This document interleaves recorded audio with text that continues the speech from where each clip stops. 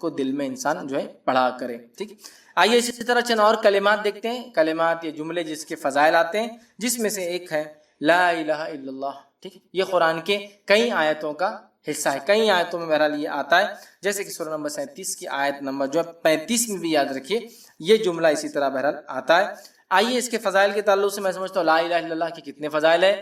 میرا ایک اس پہ پورا تفصیلی عنوان ہے، لا الہ الا اللہ، اس کلمے کی اہمیت اور فضیلت. میں نے اس کے اندر کم و بیش 17 بڑے بڑے عظیم فضائل رکھے ہیں جو اس صورت سے حاصل کیے جا سکتے ہیں. بہرحال وقت نہیں ہے، ہم مختصر یہاں بھی دیکھیں گے. لیکن مسلم کی روایت ہے، حضرت عثمان رضی اللہ عنہ کہتے ہیں رسول اللہ صلی اللہ علیہ وسلم نے فرمایا جو شخص اس حال میں مرے کہ اسے لا الہ الا اللہ کا علم یقین ہو تو وہ جنت میں جائیں گا. جو لا الہ الا اللہ پہ جس کی زندگی گزری اور اس پہ موت آئی وہ جنت میں جائیں گے.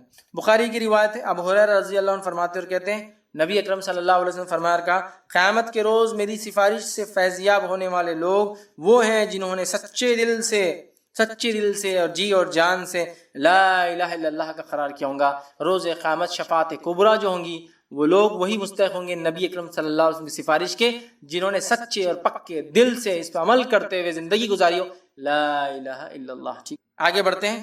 اسی طرح جو ہے لا الہ الا اللہ کثرت سے وظیفہ اللہ تعالیٰ کی قرب کا ذریعہ، کثرت سے پڑھنا، کوانٹٹی میں پڑھنا ضروری نہیں ہے، 50,000 70,000 1 لاکھ 2 لاکھ 1.25 لاکھ نہیں، کثرت سے پڑھنا، کتنے بار بھی جب چاہے پڑھنا، اس کو معمول بنا لینا. اس کی بڑی فضیلت، اللہ سے انسان قریب ہوتا ہے. ابو ہریرہ رضی اللہ عنہ اس کی راوی جامع ترمذی کی حدیث ہے، نبی اکرم صلی اللہ علیہ وسلم نے فرمایا جب بندہ سچے دل سے لا الہ الا اللہ کہتا ہے تو اس کے لیے آسمان کے دروازے کھول دیے جاتے ہیں یہاں تک کہ وہ عرش تک پہنچ جاتا ہے بشرطے کہ کبیرہ گناہوں سے بچتا رہا ہو. کبیرہ گناہ سے بچتا رہا ہو، بہت اس کی فضیلت ہے. بہت. ایک مرتبہ موسیٰ علیہ السلام نے کہا اللہ مجھے ایسا کلمہ دے جس کو میں پڑھ کر تیری حمد و ثنا کروں. اللہ نے کہا لا الہ الا اللہ. موسیٰ علیہ السلام نے کہا اللہ یہ تو سب پڑھتے ہیں، مجھے کچھ اسپیشل چاہیے تھا. اللہ نے کہا موسیٰ کیا تم اسے معمولی سمجھتے ہو؟ اگر پلڑے میں میزان میں ساری کائنات ایک طرف رکھ دی جائے اور صرف لا الہ ایک طرف رکھ دیا جائے تو لا الہ الا اللہ کا پلڑا بھاری ہو جائیں گے. بہت افضل. حدیث میں آتا ہے کہ ایک شخص جس کے 99 دفتر جو گناہوں سے بھرے ہوں گے، 99 دفتر، ہر دفتر کا سائز، ہر رجسٹر کا سائز، ہر نام عمل کا سائز اس کے زمین سے لے کے آسمان تک کھولا جائے گا رول ایک 99 ایسے رجسٹر فل ہوں گے گناہوں سے اور سب کا حساب و کتاب ہوں گا. اللہ تعالیٰ کہیں گا اس کا بھی حساب و کتاب کیا جائے. وہ شخص کہیں گا اللہ میرا کیا حساب کرتا ہے، کیوں مذاق اڑاتا ہے، میرا 99 دفتر گناہوں سے فل ہے، کیا ہوں گا. لیکن اللہ کہیں گا آج انصاف کا دن ہے، ذرہ برابر بھی نا انصافی نہیں ہوں گی. فرشتوں سے حکم جاؤ اس کا جو نیکی دے دو، اسے ایک چھوٹا سا پیپر، حدیث میں آتا ہے مطلب 99 رجسٹر تو فل ہے گناہوں سے، چھوٹا پیپر بطاقہ، حدیث بطاقہ بولتے ہیں. حدیث بطاقہ بولتے ہیں آئی کارڈ یا وزٹنگ کارڈ کو جنرلی آپ گلف میں جائیں گے تو بولتے ہیں بطاقہ آئی ڈی. ٹھیک. اسے ایک چھوٹا سا پیپر پہ لکھ کے دے دیا گیا 33 نیکی بطاقہ. سارے لوگ دفتر کے دفتر نیکیوں کے بھرے لے جا رہے ہیں. اس کے 99 دفتر فل ہے، رجسٹرز فل ہے گناہوں سے، ایک ایک کی وسعت زمین و آسمان کے برابر اتنے بڑے بڑے کھلیں گے، لیکن ایک بطاقہ ملے گا. جب اللہ کے پاس جائیں گے اللہ کہیں گا اس کا حساب کتاب لاؤ. وہ کہیں گے اللہ کیوں مجھے شرمندہ کرتا ہے، کیا کچھ بھی نہیں. اللہ کہیں گا آج تو انصاف کا دن ہے، جو کچھ ہوگا. اور وہ ایک بطاقہ کہیں گے بس اتنا ہے میرے پاس، ایک چٹھی. جب وہ چٹھی کو کھولا جائے گا اس بطاقے کو، اس کے اس اعمال کو، تو اس پہ لکھا ہوگا لا الہ الا اللہ. چونکہ اس نے اس کو سچے دل سے مانا ہوگا، اس ایک کلمے کی وجہ سے وہ جنت میں چلا جائے. یہ کلمہ صرف کلمہ نہیں ہے، یہ کلمہ اپنے ساتھ تقاضے لاتا ہے. اگر یہ کلمہ چابی ہے جس سے جنت کھولی جا سکتی ہے تو ہر چابی کے دانت ہوتے ہیں، کنڈیشنز اس کلمے کے بھی. خالی لا الہ الا اللہ بولے جنت میں بیٹھا ہوا دیکھ رہے آپ نہیں ہوتا.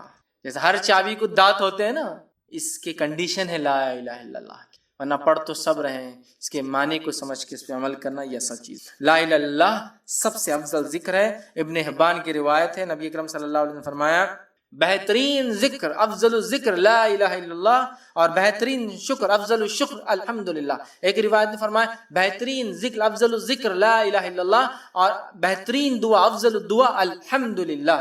الحمدللہ افضل دعا، افضل شکر ہے، افضل الشکر افضل الدعا الحمدللہ، اور افضل الذکر لا الہ الا اللہ. لا الہ الا اللہ سے بڑا کوئی ذکر نہیں ہے میرے بھائیوں. اس کو معمول بنا لے، اٹھتے بیٹھتے سوتے جاگتے اس کو ہم پڑھتے رہیں. ایک مرتبہ لا الہ الا اللہ کہنے سے جنت میں ایک درخت لگا دیا جاتا ہے. ایک مرتبہ. جامع ترمذی کی روایت ہے، عبداللہ ابن مسعود رضی اللہ عنہ فرماتے ہیں نبی اکرم صلی اللہ علیہ وسلم فرمایا معراج کی رات ابراہیم علیہ السلام سے میری ملاقات ہوئی تو انہوں نے کہا اے محمد صلی اللہ علیہ وسلم میری طرف سے اپنی امت کو سلام پہنچانا اور انہیں بتانا جنت کی زمین بڑی زرخیز ہے اور اس کا پانی بڑا ثمر آور ہے، بہت فروٹفل ہے، اس کی جگہ خالی ہے اور اس میں درخت لگانا ہے، اس کی جگہ خالی ہے، تمہاری امت سے کہو اس میں اگر درخت لگانا ہے تو کیا کہو؟ الحمدللہ۔ کیا کہو؟ وہ کہتے ہیں سبحان اللہ، الحمدللہ، لا الہ الا اللہ، اللہ اکبر۔ یہ اگر کلمات کہیں گے تو اس کی زمین پر جو ہے درخت لگ جاتے ہیں۔ تو ہمیں سبحان اللہ والحمدللہ ولا الہ الا اللہ واللہ اکبر، تو یہ کلمہ پڑھنے سے درخت لگ جاتا ہے، یاد رکھیں۔ تو لا الہ الا اللہ اس میں شامل ہے، اس سے ایک درخت لگ جاتا ہے۔ اسی طرح موت کے وقت لا الہ الا اللہ کہنے والا جنتی۔ ابو داؤد کی روایت ہے، معاذ بن جبل رضی اللہ عنہ فرماتے اور کہتے ہیں اللہ کے رسول صلی اللہ علیہ وسلم فرمایا اور کہا، مرتے وقت جس کی زبان پر آخری الفاظ لا الہ الا اللہ ہوں گے وہ جنت میں جائیں۔ ایک روایت میں فرمایا لقنوا موتاکم لا الہ الا اللہ، اپنے مرنے والوں کو وصیت کرو، تلقین کرو لا الہ الا اللہ، چونکہ جو اسے مر گیا وہ جنت میں۔ بڑا اہم کلمہ ہے، ظاہر سی بات ہے انہی کی زبانوں پر آتا ہے جو اپنی زندگیاں اس پر گزارتے ہیں، یاد رکھیں، ٹھیک ہے۔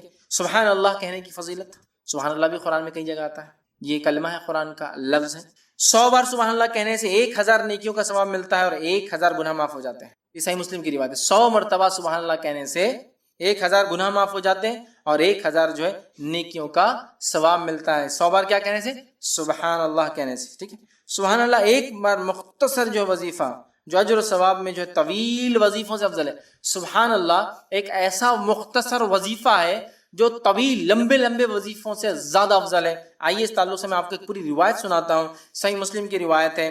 جویریہ رضی اللہ عنہا جو امہات المومنین ہماری ماؤں میں سے ایک ماں ہیں، روایت کی کہ نبی اکرم صلی اللہ علیہ وسلم فجر کے لیے گھر سے نکلے تو میں جو ہے نماز کی جگہ بیٹھی ہوئی تھی، وظیفہ کرتے ہوئے، اللہ کا ذکر کرتے ہوئے۔ وظیفہ مطلب اللہ کا ذکر کرتے بیٹھی تھی۔ جب نبی اکرم صلی اللہ علیہ وسلم نماز صبح فجر کی تب سے بیٹھی ہوئی تھی، مطلب صبح سے بالکل ایک دم فجر پڑھ کے بیٹھ گئی تھی وظیفہ کرتے ہوئے۔ آپ سے ابھی فجر کی نماز فرض نماز کے لیے جا رہے تھے۔ اس کے بعد رسول اللہ صلی اللہ علیہ وسلم چاشت کے وقت تشریف لائے واپس، چاشت کے وقت مطلب سورج نکلنے کے بعد آپ جو ہے گھر میں تشریف لائے، مطلب ایک کافی لمبا وقت، وہ کئی گھنٹے گزار چکی تھی اسی جگہ، واپس تشریف لائے تو دیکھا کہ جویریہ رضی اللہ عنہ اسی وقت تک اسی مصلی پر بیٹھی ہوئی ذکر کر رہی، تب تک چاشت مطلب کئی گھنٹوں سے اللہ کا ذکر کر رہی۔ اللہ کے رسول نے پوچھا کیا تم جب سے بیٹھی ہو؟ تو انہوں نے کہا اللہ کے رسول صلی اللہ علیہ وسلم میں تب سے بیٹھی ہوں۔ اور اللہ کے رسول صلی اللہ علیہ وسلم نے فرمایا میں نے تمہارے بعد تم سے رخصت ہونے کے بعد 4 کلمے 3 بار پڑھے، 4 کلمے 3 بار پڑھے، مطلب تم تو فجر سے بیٹھی ہو چاشت کے وقت تک، میں فجر کے بعد جب گیا تو 4 کلموں کو 3 بار پڑھا، صرف میں نے اتنا کام کیا۔ تو آپ نے فرمایا میں نے 4 کلمے 3 بار پڑھے۔ ایسے کہیں کہ اگر ان کا وزن تمہارے آج کے سارے دن کے وظیفے سے کیا جائے تو وہ 4 کلمے بھاری ہو جائیں گے۔ تم تو صبح سے اب تک بیٹھی ہو، میں نے صرف ایسے 4 کلمے پڑھے جو 3 بار پڑھے، تو اگر تم دن بھر بھی یہ وظیفہ کرتے رہو جو تم کر رہی ہو تو بھی میرے کلموں کے مقابلے میں نہیں پہنچ سکتے۔ تو انہوں نے کہا اچھا کیا کلمے پڑھے آپ نے؟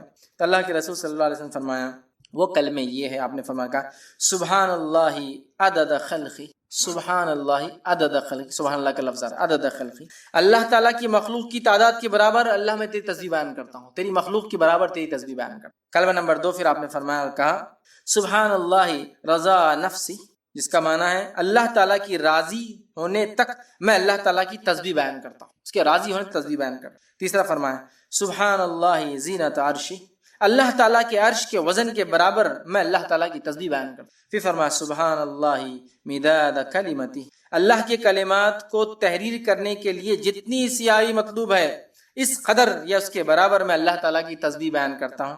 یہ 4 کلمات آپ نے 4 کلمات 3 بار کہے جو کہ دن بھر کے وظیفے سے زیادہ افضل، سبحان اللہ کا لفظ ہے۔ دیکھیے سنیے سبحان اللہ عدد خلقی، سبحان اللہ رضا نفسی، سبحان اللہ زینت عرشی، سبحان اللہ مداد کلمتی، یہ 4 کلموں کو 3 بار پڑھنا صبح فجر کے بعد دن بھر کے وظیفے کے برابر۔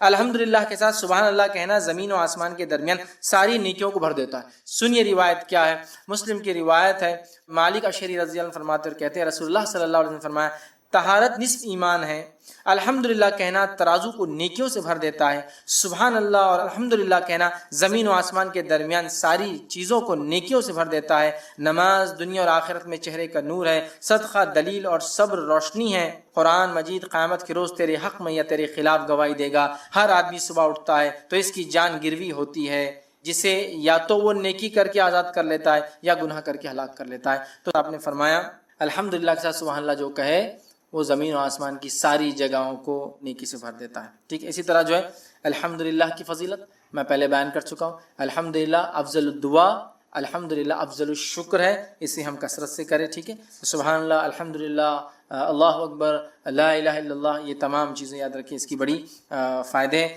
الحمدللہ کے تعلق صرف ایک بات کہتا ہوں، الحمدللہ یہ کلمہ شکر ہے. ہمیشہ ہمیشہ الحمدللہ علی کل حال، یہ اصول بنا لے، ہر حال میں اللہ کا شکر ادا کرتے الحمدللہ کہتے رہے. تمام تعریفیں اس اللہ کے لیے. آئیے سنیے، نابالغ اولاد کی وفات پر الحمدللہ کہنے والے کے لیے کیا اجر ہے. یہ موت پہ بھی کہنا ہے. میں کیوں کہہ رہا ہوں، اگر ہندوستانی ماحول میں کسی کا انتقال ہو جائے کہ تو الحمدللہ بس کلمہ شکر ہے نا، مطلب صرف شکریہ کے لیے ادا ہوتا ہے، جبکہ یہ اللہ کی تعریف ہے. جیا بھی تو اللہ کی تعریف، بیمار بھی ہو تو اللہ کی تعریف، مرا بھی تو اللہ کی تعریف، نقصان ہو بھی تو اللہ کی تعریف، فائدہ ہو بھی تو اللہ کی تعریف. یہ معاملہ ہونا چاہیے مومن کا. لیکن ہمارے پاس ہر جملہ ایسا خاص ہے انا للہ و انا الیہ راجعون، مرنے پر تو الحمدللہ خالی کچھ اچھا ہو تو برے پہ نہیں بولتے ہیں. تو اگر کسی کا انتقال ہو جائے، پیدا ہو کوئی بولے الحمدللہ مجھے اولاد ہوئی، کوئی کہ الحمدللہ خوشی ہوئی، تو خوش ہوتے لوگ. اگر کوئی کہا میرے ابا مر گیا، میں کہا الحمدللہ، تو وہ مارنا شروع کر دیں گا میرے کو. لیکن انتظار کر رہا تھا میرے باپ کے مرنے کا، شکر ادا کر رہا اللہ کا. ہم نہیں سمجھتے نا تعریف ہے اللہ کی، چاہے میں جیوں چاہے مروں. آئیے سنیے، اولاد نابالغ اولاد کے مرنے پہ الحمدللہ کہنے کا ثواب کیا ہے. سنیے، جامع ترمذی کی روایت ہے.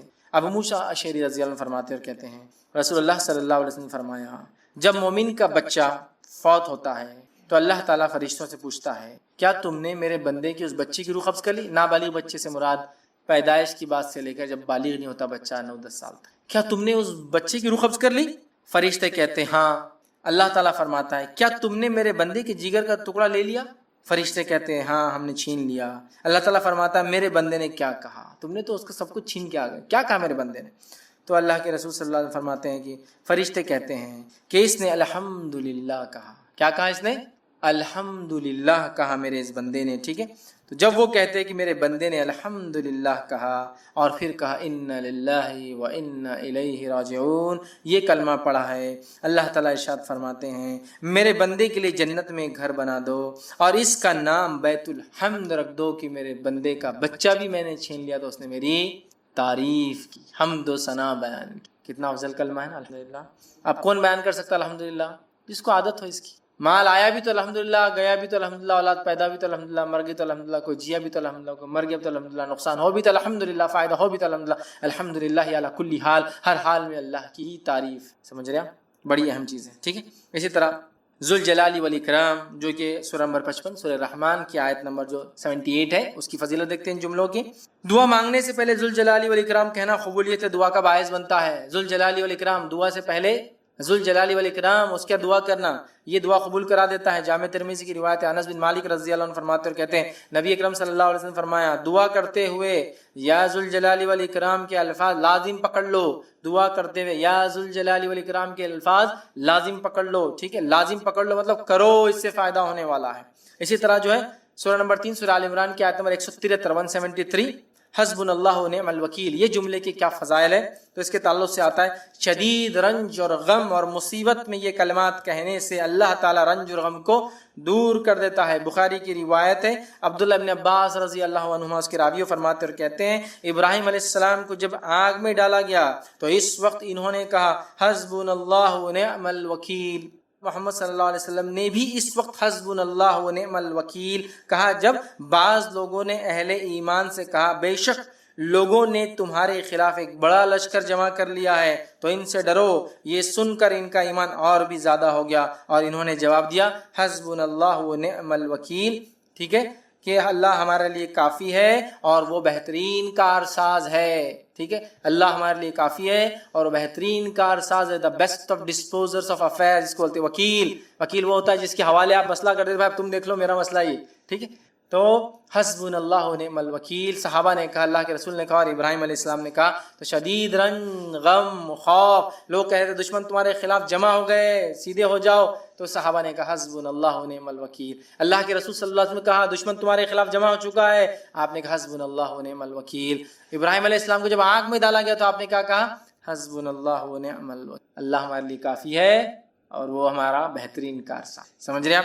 تو اس کلمے کے بڑے فضائل یاد رکھیے. تو میرے بھائیوں اور بہنوں، اللہ جتنی چیزیں وہ بیکار ہے. چھٹا فائدہ، خبر میں استقامت، خبر میں مضبوطی دینے والے کلمے تھے. سبحان اللہ. مرنے کے بعد جو مر جائے اس پہ پڑھ کے جنت میں جانے والا ہے، جو اس کے مطابق رہے اپنی جان و مال کی حفاظت کر لی. اب خبر میں بھی مضبوطی، خبر میں اکیلے ہوں گے ہم، کیا ہوں گا، ہے نا، اکیلے انسان. آئیے جو ہے مسند بزار کی یہ روایت ہے، ماں عائشہ رضی اللہ عنہا فرماتی ہے، آپ نے سوال کیا اللہ کے رسول، میں ایک کمزور عورت ہوں. عورتیں ویسے بھی کمزوری ہوتی ہے نا مردوں کے مقابلے میں. تو وہ فرماتی اور کہتی ہے میں ایک عورت ہوں اور میں ضعیف ہوں اللہ کے رسول، میں کمزور ہوں، بہت ڈرتی ہوں، جلدی ڈر لگ جاتا ہے، جلدی پریشان ہو جاتی ہوں. عموماً ہوتا ہے عورتوں میں یہ صفت ہے، جلدی ڈر جاتی ہے، جلدی پریشان ہو جاتی ہے. تو ماں عائشہ رضی اللہ عنہا نے بھی وہی سوال کیا اللہ کے رسول، میں ایک عورت ہوں، بہت جلدی پریشان ہو جاتی ہوں، اور جب جو ہے مرنے کے بعد خبر کے اندر جو ہے جب میں جاؤں گی اور منکر نکیر آئیں گے تو میرا کیا حال ہوگا جبکہ میں اکیلے ہوں گی منو مٹی نیچے. آپ اندازہ لگائیے یہ ایک ہال ہے، اس ہال سمجھو کہ رات میں پروگرام ہو رہا ہے اور اللہ نہ کرے لائٹ چلی جائے، عورتیں بھی اوپر بیٹھی، اچانک لائٹ چلی گئی اور باہر کوئی چاندنی رات بھی نہیں، بدلی آئی گی، بادل ہے خوب، اور لائٹ چلے جائے تو کیسی تھرتھراہٹ چھوٹ جاتی ہے نا. معلوم ادھر بھی عورتیں بیٹھی، ادھر بھی عورتیں بیٹھی، ادھر بھی مرد بیٹھے، ادھر بھی مرد بیٹھے، لیکن ادھر کا بیٹھنے والا آدمی ادھر والے کو چپک جاتا آ کر، ہے نا. لائٹ جاتے ہی ایک عورت دوسرے عورت کا ہاتھ پکڑ لیتی، وہ خود جھنجلا کے ارے چھوڑو ہم خود پریشان لائٹ جانے سے، ہے نا. خوف، ڈر، حالانکہ ہم 100 لوگ بیٹھے ہیں، ہم 50 لوگ بیٹھے ہیں اور لائٹ چلے اندھیرے، ڈر. تمہارا عائشہ کری اللہ کے رسول خبر منو مٹی نہیں ہے، ساتھ کوئی نہیں ہے، لوگوں نے مٹی ڈال دی تو ایک روشنی آنے کی بھی جگہ نہیں ہے، ایک ٹمٹپانے والا چھوٹا دیا بھی نہیں ہے، اور میں ایک ضعیف کمزور عورت، اور جب منکر نکیر میرے سامنے آ جائیں گے اور آ کر پوچھیں گے من ربو کا، میں کیا جواب دوں. ایک روایت میں آتا صحابہ نے کہا اللہ کے رسول یہ منکر نکیر اتنی خوفزدہ حالت میں آئیں گے، زمین کو اپنے دانتوں سے پھاڑتے ہوئے آئیں گے، جن کے دانت بیلوں کی سینگوں کے اتنے ہوں گے، آنکھیں بڑی بڑی اور لال ہوں گی، اور گرجدار آواز میں زمین کو پھاڑ کر آئیں گے. اندازہ لگا کیسی مخلوق، اور کہیں گے من ربو کا، اور جن کی آواز کڑکتی بجلی جیسی ہوئی گی. کڑکتی بجلی سے تو اچھے لوگ گھبرا جاتے جب بغیر کڑکے، تو ہے نا، آواز کڑکتی بجلی جیسا، من ربو کا. صحابہ نے کہا ہم تو پتھر کے بت بن جائیں گے، مٹی کی بت، مطلب ہماری تو کیفیت نہیں ہوگی بولنے کی. یہ ہماری عائشہ نے بھی یہ سوال کیا ہم تو جم جائیں گے، ہم تو کچھ نہیں کہہ پائیں گے. تو آپ صلی اللہ علیہ وسلم نے یہ آیت تلاوت کی جو سورہ ابراہیم سورہ نمبر 14 آیت نمبر 27 تھی. اللہ نے فرمایا یثبت اللہ الذین آمنوا بالقول الثابت فی الحیاۃ الدنیا وفی الآخرۃ ویذل اللہ الظالمین ویفعل اللہ ما یشاء. یہ آیت تلاوت کی جو سورہ ابراہیم سورہ نمبر 14 کی 27 تھی. کیا فرمایا آپ صلی اللہ علیہ وسلم نے یثبت اللہ الذین آمنوا بالقول الثابت، اللہ رب العزت مومنوں کے قدم کو جما دیں گا قول ثابت سے. اور قول ثابت سے مراد کیا ہے؟ اس سے پہلے کی آیت گزر چکی ہے، 27 سے پہلے 26 اور 25 اور 24 ہم نے پڑھی. وہی کلمہ طیبہ کی مثال ایک مضبوط جھاڑ سی ہے جس کی جڑیں زمین میں ہے، اس کے بعد کی آیت ہے بالکل یہ 24 25 26 وہ آیتیں تھی اور یہ 27ویں آیت. کیا فرمایا کہ اللہ کلمہ طیبہ سے مومنوں کے قدم جما دیں گا. یثبت، تو کلمہ طیبہ خبر میں آ جانے والا ہے، اسی وجہ سے ہم مضبوط ہوں گے. اور جس کے کلمہ طیبہ مضبوط نہیں تھا، کلمہ توحید کمزور تھا، خبر میں وہ جواب نہیں دے پائیں گا، اس کے پیر کانپنے لگ جائیں. تو انہوں نے کہا میں تو ڈر جاؤں گی کہ عورت ہوں میں. تو کہا یہ قول سے، کلمہ طیبہ سے اللہ جنبی قول ثابت فی الحیات الدنیا، اور اس کلمے سے تمہیں صرف آخرت میں نہیں دنیا کی زندگی میں اللہ تمہیں جما دیں گا، فی الآخرت، اور آخرت کی زندگی میں جما دیں گا. ویذل اللہ الظالمین، اور اللہ تعالیٰ ظالموں کو گمراہ کر دیتا ہے. ویفعل ما یشاء، اور اللہ جو چاہتا ہے وہ کرتا ہے. سبحان اللہ. کلمہ طیبہ ہی وہ کلمہ ہے جو قبر میں جمانے والا ہے. اس کے تقاضوں پر جس نے زندگی گزاری، جو یہ کلمہ چاہتا تھا وہ کیا، بس وہ تو کامیاب. قبر میں بھی یہ کلمہ فائدہ دینے والا ہے، اس بات کو یاد رکھیے. عثمان بن عفان رضی اللہ عنہ سے ایک روایت ہے، یہ جو سنن ابو داؤد کی روایت ہے، حضور صلی اللہ علیہ وسلم جو ہے میت کو دفنانے سے جب فارغ ہوتے تو وہاں ٹھہر جاتے اور کہتے اپنے بھائی کے استقامت کے لیے، اس کے قدم جمنے کے لیے، اس کے سوال جواب میں آسانی کے لیے، اور اس کے استغفار، اس کے لیے مغفرت کی دعا کرو. سوال و جواب میں آسانی کے لیے دعا کرو اور استغفار کرو. تو گویا حکم دیا گیا دعا کرنا چاہیے میت کے لیے کہ اللہ اس کے سوال جواب میں آسانی کرے دفنانے کے بعد، اور اس کے جو ہے استغفار، اس کے گناہوں کو معاف کرے. یہ ہمیں کرنا چاہیے، یاد رکھیے، یہ بات بڑی اہم چیز ہے، یاد رکھیے. اسی طرح جو ہے 7واں میں نے سوال کیا، پہلا سوال نماز سے متعلق تھا کہ کب ہم نمازوں کو ملا سکتے ہیں. تو نمازوں کو آپ سفر میں ملا سکتے ہیں، سفر میں جمع بھی کر سکتے ہیں، اور خسر ملانے کو جمع بولتے ہیں. خسر مطلب شارٹ کرنا، مطلب 4 رکعت کی نماز 2 رکعت ہو جائیں گی، 2 کی 2 3 کی 3، مطلب فجر کے رہیں گی، مغرب کی جیسے 3، لیکن جتنی 4 ہے وہ 2 ہو جائیں گی. تو جمع بھی کر سکتے ہیں اور خسر بھی کر سکتے ہیں سفر میں. سفر کے علاوہ ہنگامی حالت میں جماعتوں کو ملایا جا سکتا ہے، لیکن خسر نہیں ہوگی، پوری پڑے جائیں گی. ہنگامی حالت یہ کہ باڑھ آئی ہوئی ہے اور لوگوں کو ضرورت ہے مدد وغیرہ کی، تو 5 ٹائم اذان دینا اور لوگوں کا جمانا ممکن نہیں ہے. تو کیا کریں گے، فجر کے ٹائم میں فجر ہوگی، ظہر اثر ملا لیں گے، مغرب عشاء ملا لیں گے. اور یہ ملانے کا طریقہ بھی یہ رہے گا کہ ظہر کو لیٹ کریں گے اور اثر کو اول پڑھ لیں گے، دیکھیں گے ملتا ہے لیکن اپنے اپنے وقت میں ہوں گے. مطلب ظہر لیٹ ہو گیا اثر اول کرے تاکہ ایک ہی وضو میں ایک ساتھ ہوگی تاکہ پھر آدمی فری ہو گیا اپنے کام کاج میں. ہنگامی حالات, ہنگامی سچویشن, باڑھ آ سکتی ہے, زلزلے ہو سکتے ہیں نا, ایکسیڈنٹس ہو سکتے ہیں, فلاں ہو سکتا ہے, کچھ بھی ہو سکتا ہے, جنگی ہو سکتی ہے, جنگی حالات ملک کے ہو سکتے ہیں یا کسی بستی کے ہو سکتے ہیں, تو تبھی ہنگامی حالات میں ایسا کر سکتے ہیں. بارش کی شدت ہو سکتی ہے تو ایسا نماز پڑھیں گے کہ ظہر لیٹ اور اثر اول, وہ اپنے اپنے وقتوں میں ہوں گے. ایک دوسرا طریقہ یہ ہے کہ ظہر کے ٹائم میں اثر ملا لیں گے یا اثر کے ٹائم میں ظہر, لیکن اگر یہ سفر میں نہیں ہے تو خسر نہیں ہوں گی, جمع ہو سکتی ہے. یہ بھی ہنگامی حالت. اب سچویشن ڈیپینڈ ہے لوگوں کی, ہنگامی حالت کیا ہو سکتی ہے, سفر کے علاوہ بھی ڈیپینڈ ہے. آپ دیکھیے اس ہنگامی حالت میں آپ کو انشاءاللہ. بھائی نے ایک سوال کیا کہ جیسا کہ عشاء کا ٹائم ہو رہا ہے 8:09 سمجھ لیجیے, لیکن کچھ مسجدوں میں جماعت 8 بجے ہو رہی, تو کیا وہ نماز ہوگی؟ یاد رکھیے نماز کے لیے نماز کا وقت ہونا شرط ہے. شرط پوری نہ ہونے سے عمل انکمپلیٹ رہتا ہے. جیسا کوئی بولے کہ میں ذی الحجہ میں نہیں بلکہ محرم میں جا کے حج کر کے آ جاؤں تو ہو جائیں گا کیا؟ تو میں بولوں گا ذی الحجہ میں ہی حج ہوں گا, اور ذی الحجہ کے مخصوص ایام میں مخصوص دن اور مخصوص رات کے اعمال کے بعد حج ہوتا ہے. عام دنوں ہاں ذی الحجہ سے پہلے پہنچ سکتے ہیں آپ, حج تو نہیں ہوگا ہے نا. نماز بھی تب تک نہیں ہوئی جب تک اس کا وقت نہیں ہوتا ہے. آپ پوچھیں گے روزہ میں جلدی کھول لوں تو کیسا ہے؟ میں کہوں گا شرط ہے, تو نماز کا وقت شرط ہے, لہٰذا اگر کوئی 8 بجے پڑھا تو نماز نہیں. بھائی نے ایک سوال کیا کہ خواتین ہیں, عصر کی نماز 5:15 بجے اذان ہو رہی ہے, اس کے بعد پڑھتی ہے اذان سن کر, اور ان سے کہا جاتا ہے وقت تو 4 بجے ہو جا رہا ہے, پھر بھی بیچاریاں 5:15 تک رکھتی ہے, تو کیا ہے؟ وہ بولتی ہے اذان ہوئی. تو پہلی بات یاد رکھ لیجیے, خواتین چونکہ گھر میں نماز پڑھ رہی ہے اور گھر میں نماز باجماعت نہیں, مطلب گھر میں نماز پڑھ رہی ہے, جماعت سے نہیں, مسجد میں نہیں پڑھ رہی ہے, تو لہٰذا اس کے لیے اذان وغیرہ کی شرط نہیں ہے. اذان وغیرہ سب اس کے لیے جو مسجد میں آ کے باجماعت نماز پڑھ رہا ہے. لہٰذا عورتوں کے لیے صرف وقت ہونا شرط ہے.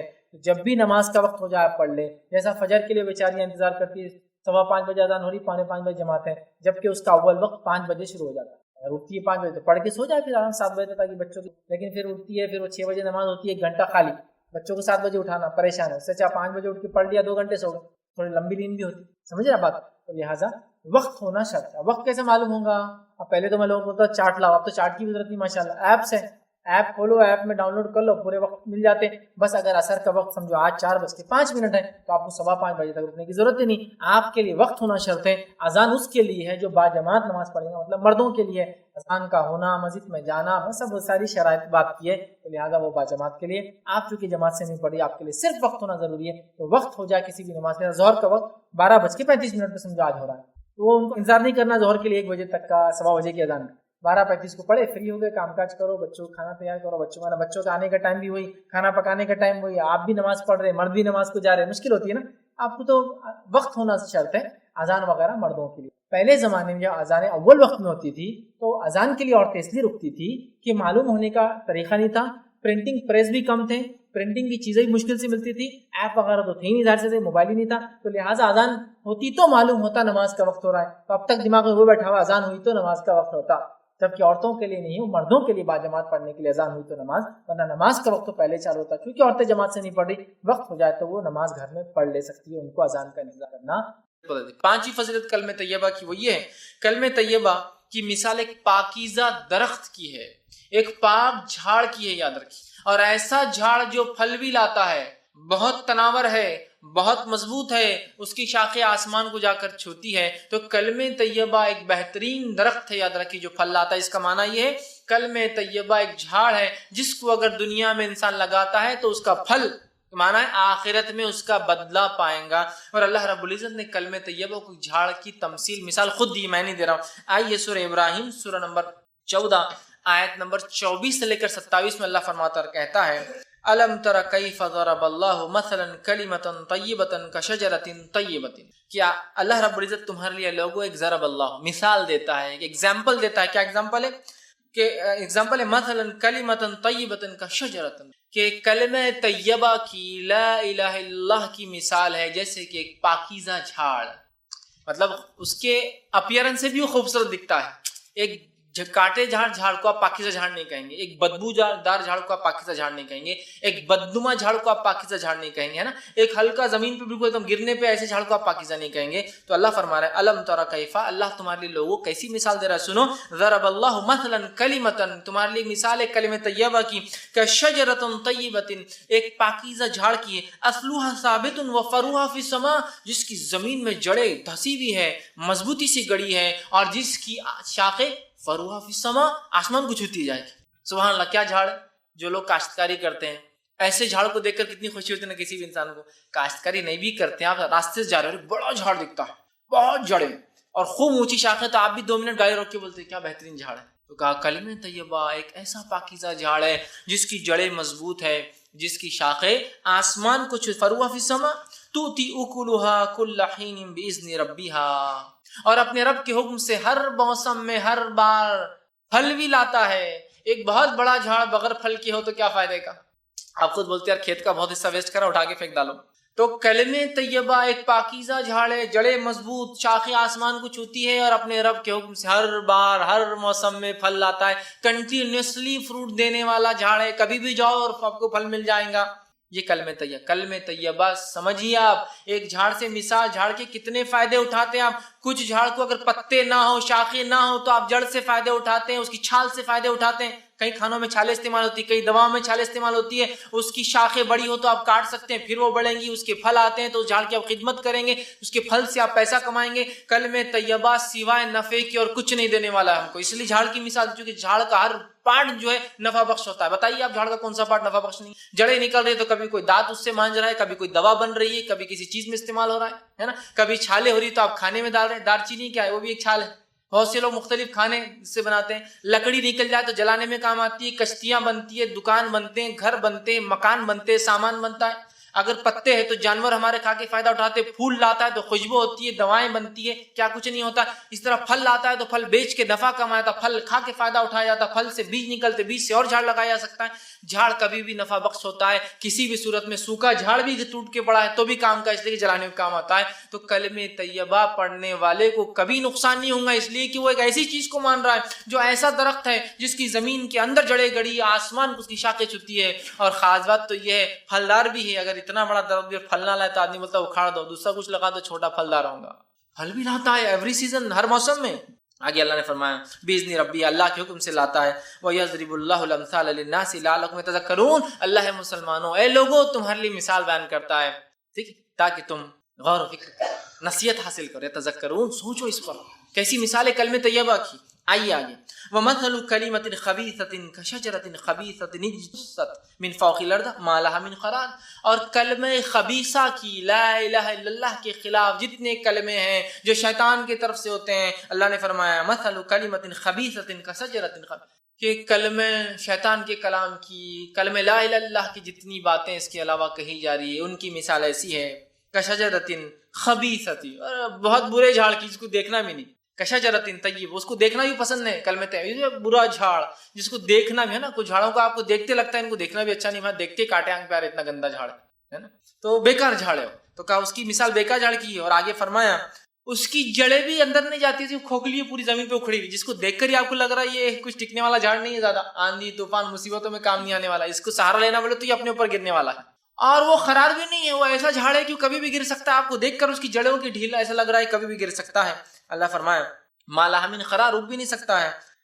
تو یہ یاد رکھیے، یہ 2 کلام کی اللہ رب العزت نے جو ہے مثال دی. تو کلمہ طیبہ ایک ایسا جھاڑ ہے، لا الہ الا اللہ ایک ایسا جھاڑ ہے جس کی شکل، صورت، لذت، خوشبو اور نفع انسان اٹھا سکتا ہے، دیکھتے ہی سمجھ میں آ رہا ہے. دوسرا فائدہ، اس کی جڑیں زمین کے اندر مضبوطی سے جمی ہے، جس کی وجہ سے انسان کو پتا ہے کہ آندھی اور طوفانوں میں یہ جھاڑ ہماری مدد کرے گا، یہ ہم پر گرنے کے بدلے ہم اس کے سپورٹ میں جا سکتے ہیں. تیسرا فائدہ، اس کی شاخیں آسمانوں کو چھوتی ہے، بلند پھیلی ہوئی ہے، مطلب بہت بڑا جھاڑ ہے. اور چوتھی اور سب سے اہم چیز ہے، یہ جھاڑ پھل بھی لانے والا. یہ کلمے پہ جس نے عمل کیا آخرت میں فائدہ بھی اٹھا. یہ 4 فائدے ہوں گے اس کلام کو. اور شیطان کے کلمے کو ماننے کی بہرحال وہ بالکل غیر مضبوط، دیکھتے ہی گھن آنے والی ہے، کبھی بھی گر سکتا ہے، مطلب اس کو خود سپورٹ کی ضرورت ہے، یہ کوئی مضبوط جھاڑ نہیں. تو کلمہ طیبہ کو جس نے مان لیا ایک مضبوط جھاڑ کی مثال ہے.